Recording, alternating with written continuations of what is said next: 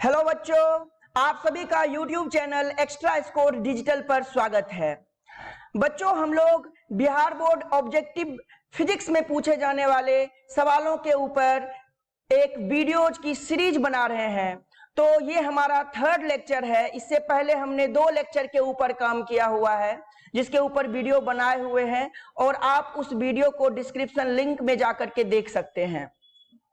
चलिए, आज हम लोग लेक्चर 3 ले रहे हैं और हमारा टॉपिक है इलेक्ट्रिक चार्ज। और इलेक्ट्रिक चार्ज से रिलेटेड हमारा जो ऑब्जेक्टिव क्वेश्चंस जो बिहार बोर्ड में संभावित हैं, जो आने के चांसेज हैं, उसके ऊपर डिस्कस करते हैं। तो बच्चों, जिसने भी हमारे चैनल को शेयर सब्सक्राइब नहीं किया है, लाइक नहीं किया है, वो सब्सक्राइब कर लें, लाइक करें और अपने दोस्तों के साथ शेयर कर दें और बेल नोटिफिकेशन ऑन कर दें, ताकि जब भी हमारा नया वीडियो रिलीज होगा आपको नोटिफिकेशन मिल जाएगा। तो चलिए, इलेक्ट्रिक चार्ज के ऊपर कुछ इंपॉर्टेंट प्रॉब्लम्स हम देखते हैं। तो सबसे पहला प्रॉब्लम है, एनी बॉडी में एक्वायर एन एक्सेस और डेफिशिएंसी ऑफ चार्ज बाय। यानी हमें दिया हुआ है कि कोई भी वस्तु आवेश की अधिकता या कमी प्राप्त कर सकता है। कैसे? तो इसके हमारे पास 4 मेथड दिए हुए हैं, हीटिंग से, शेकिंग से, रबिंग से, इलेक्ट्रिक फोर्स से। यानी हीट करके, शेक करके यानी हिला करके, रब करके यानी घिस करके, और इलेक्ट्रिक फोर्स यानी विद्युत बल से। तो इसका उत्तर हो जाएगा रबिंग। जब भी 2 ऑब्जेक्ट को एक दूसरे के ऊपर हम लोग रब करते हैं यानी घिसते हैं, तो दोनों ऑब्जेक्ट के ऊपर हमारा ऑपोजिट नेचर ऑफ चार्ज जमा हो जाता है। यानी इस बॉडी के ऊपर अगर पॉजिटिव चार्ज आ गया तो दूसरे बॉडी के ऊपर नेगेटिव चार्ज आ जाएगा। ठीक है, तो कोई भी बॉडी को चार्ज कैसे किया जाता है, तो उसका एक मेथड होता है, रबिंग का भी मेथड होता है, यानी घिस करके भी उस बॉडी को चार्ज किया जा सकता है, यानी घर्षण द्वारा भी बॉडी को आवेशित किया जा सकता है। तो पहला का उत्तर हो जाएगा ऑप्शन सी। चलिए बढ़ते हैं, हम लोग दूसरा सवाल लेते हैं। दूसरा सवाल है, the electron on an the charge on an electron was calculated by. Electron पर आवेश की गणना सबसे पहले किसके द्वारा की गई? बच्चों, ये मेमोरी बेस्ड क्वेश्चंस है, इसको डायरेक्ट याद रखना है। इसका आंसर होगा मिलीकन। इसका आंसर क्या हो जाएगा? मिलीकन, यानी ऑप्शन सी इसका करेक्ट आंसर हो जाएगा। चलिए बढ़ते हैं, अगला सवाल लेते हैं। अगला सवाल है, the method of charging a uncharged body without any contact with charged body is known as. ठीक है, यानी आवेशित पिंड से बिना किसी संपर्क के किसी अनावेशित पिंड को चार्ज करने की विधि कहलाती है। और इसके 4 ऑप्शन दिए हैं, चार्जिंग बाय फ्रिक्शन यानी घर्षण द्वारा चार्ज, चार्जिंग बाय कंडक्शन यानी संपर्क द्वारा आवेशन, चार्जिंग बाय इंडक्शन यानी प्रेरण द्वारा आवेशन, इलेक्ट्रोमैग्नेटिक इंडक्शन यानी विद्युत चुंबकीय प्रेरण। तो बच्चों, एक चीज का ध्यान रखिए यहाँ पर कि हमारे पास एक बॉडी जो दिया हुआ है वो अनचार्ज्ड बॉडी दिया हुआ है, यानी कैसा दिया हुआ है? अनावेशित पिंड। तो ये है अनचार्ज्ड बॉडी। और अनचार्ज्ड बॉडी उसको कहते हैं जिसके पास नेट चार्ज 0 होता है, यानी कुल आवेश जो होता है वो कितना होता है? 0 होता है। और इसको हमको चार्ज करना है बिना किसी कॉन्टेक्ट के, यानी हमारे पास एक दूसरा बॉडी है जो चार्ज्ड बॉडी है। कैसा पिंड है वो? आवेशित पिंड है ना? ये पहले से चार्ज्ड है, ये पहले से चार्ज बॉडी है। अब इसको इससे हमें संपर्क नहीं कराना है, यानी कांटेक्ट नहीं कराना है, और फिर हमको इसको चार्ज कर देना है, यानी इसको आवेशित कर देना है। तो संपर्क नहीं कराना है, तो बी नंबर तो पहले ही गलत हो गया कि संपर्क द्वारा आवेशन। हमें क्वेश्चन में ही दिया हुआ है संपर्क नहीं कराना है, संपर्क के बिना, है ना, इसको आवेशित करना है। ओके, तो बी नंबर गलत हो गया। दूसरा फ्रिक्शन, देखिए यहाँ पे चार्जिंग बाय फ्रिक्शन। अब घर्षण करने के लिए भी 2 वस्तु को एक दूसरे के संपर्क में लाना पड़ता है, उसको रगड़ना पड़ता है एक दूसरे के सरफेस के ऊपर। तो ये भी उत्तर गलत हो जाएगा, क्योंकि यहां भी संपर्क में आ जाएगा। अब ये देखिए, एक तीसरा मेथड होता है हमारा चार्जिंग का, चार्जिंग बाय इंडक्शन यानी प्रेरण द्वारा आवेशन। तो इसका उत्तर यही हो जाएगा, charging by induction. Charging by induction में ध्यान रखिए कि अगर ये बॉडी पॉजिटिवली चार्ज था, अगर ये बॉडी कैसा था, पॉजिटिवली चार्ज, तो अनावेशित बॉडी जो पहले अनावेशित था, है ना, वो क्या हो जाएगा, वो नेगेटिवली चार्ज हो जाएगा, वो नेगेटिवली चार्ज हो जाएगा। चार्जिंग बाय इंडक्शन से हमेशा ऑपोजिट चार्ज जो होता है, यानी उल्टा आवेश जो होता है, वो अपीयर होता है किसी भी वस्तु के ऊपर। चलिए, बहुत अच्छा सवाल था, याद रखिए। और डी भी इसका उत्तर नहीं होगा, इलेक्ट्रोमैग्नेटिक इंडक्शन भी बेटा इसका उत्तर नहीं होगा। ध्यान रखना है, गलती नहीं करना है। इसका उत्तर क्या होगा, चार्जिंग बाय इंडक्शन। चलिए बढ़ते हैं, अगला सवाल लेते हैं। अगला सवाल है the specific charge of an electron is, यानी एक इलेक्ट्रॉन का विशिष्ट आवेश होता है। तो सबसे पहले यह समझिए कि स्पेसिफिक चार्ज कहते किसको हैं। स्पेसिफिक चार्ज कहते हैं, स्पेसिफिक चार्ज कहते हैं चार्ज पर यूनिट मास को, यानी आवेश बटा आवेश का द्रव्यमान। समझ में आ रही बात, आवेश बटा आवेश का द्रव्यमान। ओके, ध्यान रखना है। और इसका यूनिट भी ध्यान रखिए, एग्जाम में यूनिट भी पूछ सकता है, एग्जाम में आपसे यूनिट भी पूछ सकता है। यूनिट होता है कूलॉम पर केजी। यूनिट क्या होता है, कूलॉम पर केजी। चार्ज का यूनिट एसआई यूनिट कूलॉम और मास का एसआई यूनिट केजी, तो यूनिट क्या हो जाएगा, कूलॉम पर केजी। लेकिन हमसे यहाँ वैल्यू भी पूछा है, चलिए देखते हैं वैल्यू क्या होगा। तो हमारा जो चार्ज है वो क्या है, इलेक्ट्रॉन है। तो इलेक्ट्रॉन का आवेश कितना होता है, केवल परिमाण में लिख रहा हूं, केवल मैग्नीट्यूड में लिख रहा हूं, 1.6 गुना 10 का पावर माइनस 19 कूलॉम। और इलेक्ट्रॉन का द्रव्यमान कितना होता है, 9.1 गुना 10 का पावर माइनस 31 केजी। ठीक है, ये द्रव्यमान हो गया। जब इसको आप हल करेंगे तो आपका उत्तर आएगा 1.75 गुना 10 का पावर 11 कूलॉम पर केजी। ये इसका उत्तर हो जाएगा। यानी देख के बता सकते हैं कि ऑप्शन कौन सा सही है, ए नंबर सही है, ऑप्शन ए सही है। याद कर लीजिए, ध्यान रख लीजिए। बढ़ते हैं अगले सवाल की तरफ। अगला सवाल है the charging of any body is due to, यानी किसी भी पिंड पर आवेश का कारण होता है ना, यानी कोई भी बॉडी चार्ज क्यों होता है, हमको उसका रीजन बताना है, उसके पीछे का कारण बताना है। ध्यान दीजिए, पहला ऑप्शन दिया है ट्रांसफर ऑफ न्यूट्रॉन्स, यानी न्यूट्रॉन्स का स्थानांतरण। दूसरा दिया है ट्रांसफर ऑफ इलेक्ट्रॉन्स, यानी इलेक्ट्रॉन्स का स्थानांतरण। तीसरा दिया है ट्रांसफर ऑफ प्रोटॉन्स, यानी प्रोटॉन का स्थानांतरण। और चौथा दिया है transfer of both protons and electrons, यानी प्रोटॉन और इलेक्ट्रॉन दोनों का स्थानांतरण। अब याद करिए, पिछले लेक्चर में, लेक्चर 2 में मैंने एटम के बारे में बताया था। और किसी भी बॉडी में जो एटम होंगे, उस एटम का न्यूक्लियस होगा उसके सेंटर में, और उसके चारों ओर कौन होंगे, इलेक्ट्रॉन रिवॉल्व कर रहे होते हैं। और सेंटर में, जिसको न्यूक्लियस बोलते हैं, उसमें होता है न्यूट्रॉन और प्रोटॉन। तो न्यूक्लियस से न्यूट्रॉन और प्रोटॉन इसको रिमूव करना पॉसिबल नहीं है। रिमूव किसको किया जा सकता है, इलेक्ट्रॉन को रिमूव किया जा सकता है, या इलेक्ट्रॉन को ऐड किया जा सकता है। इलेक्ट्रॉन को ऐड यानी जोड़ा जा सकता है, और इलेक्ट्रॉन को ही रिमूव किया जा सकता है, यानी हटाया जा सकता है। यानी कोई भी बॉडी में अगर इलेक्ट्रॉन आप जोड़ रहे हो या इलेक्ट्रॉन हटा रहे हो, तो वो बॉडी आवेशित हो जाता है। इलेक्ट्रॉन के हटाने से वो बॉडी धन आवेशित यानी पॉजिटिवली चार्ज होता है, और इलेक्ट्रॉन के जोड़ने से वो बॉडी ऋण आवेशित यानी नेगेटिवली चार्ज होता है। तो ऑब्वियस सी बात है, आपको आंसर दिख गया होगा कि आवेश का कारण जो होता है वो इलेक्ट्रॉन का स्थानांतरण होता है, यानी ट्रांसफर ऑफ इलेक्ट्रॉन्स होता है, ट्रांसफर ऑफ प्रोटॉन्स या न्यूट्रॉन्स नहीं होता, क्योंकि प्रोटॉन और न्यूट्रॉन न्यूक्लियस में होते हैं और उसको निकालना बहुत ही डिफिकल्ट टास्क होता है। चलिए बढ़ते हैं अगले सवाल की तरफ। अगला सवाल है, देखिए ध्यान से, एक स्टैट कूलॉम बराबर है, यानी 1 stat coulomb is equal to.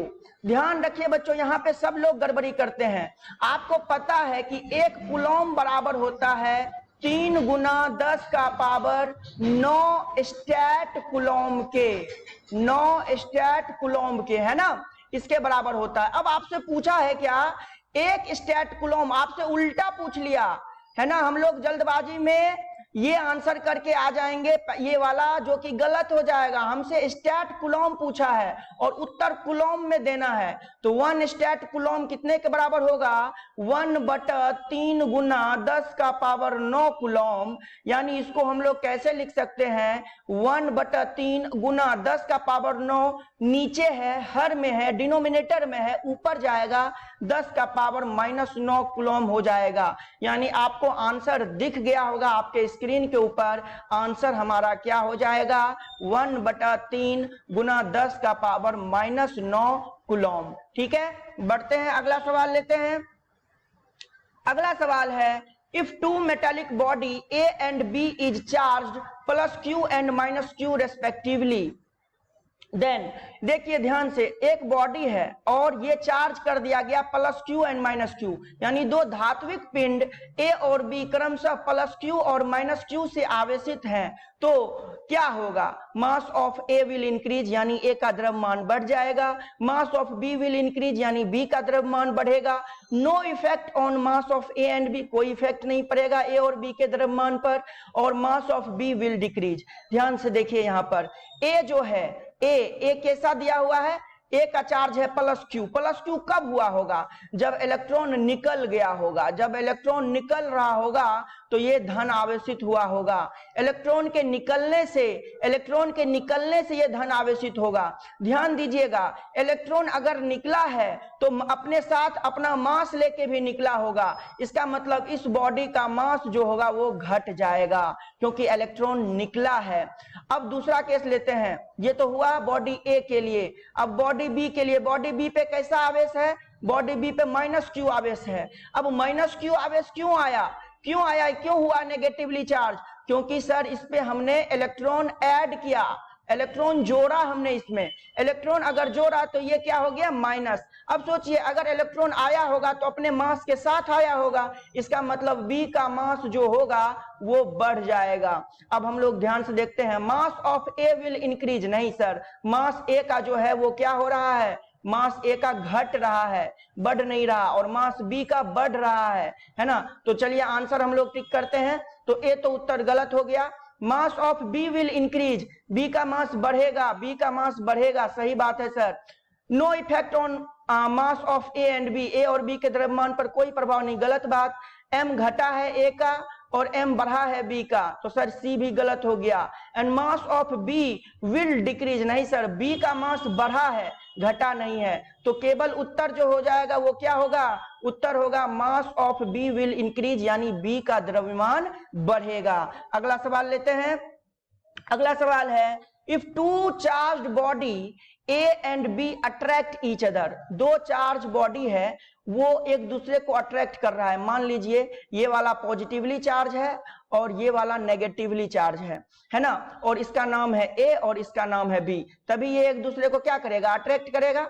हम जानते हैं कि ऑपोजिट नेचर का चार्ज जो होता है ना, विपरीत आवेश, दो विपरीत आवेश के पिंड जो होते हैं एक दूसरे को आकर्षित करते हैं, तो ये दोनों एक दूसरे को आकर्षित कर रहे हैं। और आगे क्या दिया हुआ है? Attract each other and charge body B and C also attract each other. अब सोचिए, B का मान माइनस है, B नेगेटिवली चार्ज है, तो B C को कब अट्रैक्ट करेगा? जब C पे माइनस का उल्टा चार्ज होगा, यानी C पे प्लस चार्ज होगा, तभी तो B और C एक दूसरे को अट्रैक्ट करेगा। अब दूसरा सिचुएशन ले लेते हैं, मान लेते हैं A माइनस था तो B क्या होगा? प्लस, तभी अट्रैक्ट करेगा A और B एक दूसरे को।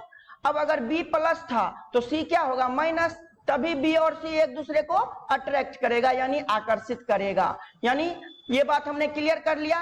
तो पूछ रहा है तो A और C पे क्या होगा? Then A and C will, क्या A और C आकर्षित करेगा? देखो A का प्लस चिन्ह है तो C पे भी प्लस है, और दो सेम नेचर का चार्ज है, तो सेम नेचर का चार्ज क्या करता है? रिपेल करता है। रिपेल कहने का मतलब प्रतिकर्षित करता है ना, आकर्षित नहीं करेगा। यहाँ पे देखिए, यहाँ पे भी माइनस है और यहाँ पे भी माइनस है। दूसरा केस में A पे माइनस लिया था तो C पे भी माइनस आ गया, यानी दोनों फिर से सेम नेचर हो गया, तो ये भी क्या करेगा? रिपेल करेगा। ये भी क्या करेगा? रिपेल करेगा। यानी दोनों ही केस में ये क्या कर रहा है? एक दूसरे को रिपेल कर रहा है, यानी ऑप्शन इसका क्या हो जाएगा? B हो जाएगा। चलिए अगला सवाल लेते हैं। अगला सवाल है हमारा 9 नंबर। 9 नंबर में सवाल में हमें क्या दिया हुआ है, the electric charge is neither created nor destroyed but can transfer from one body to another as, यानी विद्युत आवेश ना तो निर्मित होता है ना ही नष्ट होता है, लेकिन एक वस्तु से दूसरे वस्तु में स्थानांतरित हो सकता है। ये आवेश का कौन सा प्रॉपर्टी है, क्वांटाइजेशन ऑफ चार्ज यानी आवेश का परिमाण, कंजर्वेशन प्रॉपर्टी ऑफ चार्ज यानी आवेश का संरक्षण सिद्धांत, एडिटिव प्रॉपर्टी ऑफ चार्ज यानी आवेश का योगात्मक गुण, और इलेक्ट्रिफिकेशन यानी विद्युतीकरण। तो इसका उत्तर हो जाएगा, ध्यान रखिए, कंजर्वेशन प्रॉपर्टी ऑफ चार्ज यानी आवेश के संरक्षण सिद्धांत के अनुसार ना तो आवेश को निर्मित किया जा सकता है ना ही आवेश को नष्ट किया जा सकता है, ये एक वस्तु से दूसरे वस्तु में स्थानांतरित हो सकता है। तो 9 नंबर का आंसर, करेक्ट आंसर हो जाएगा ऑप्शन बी। चलिए सवाल लेते हैं 10वां नंबर।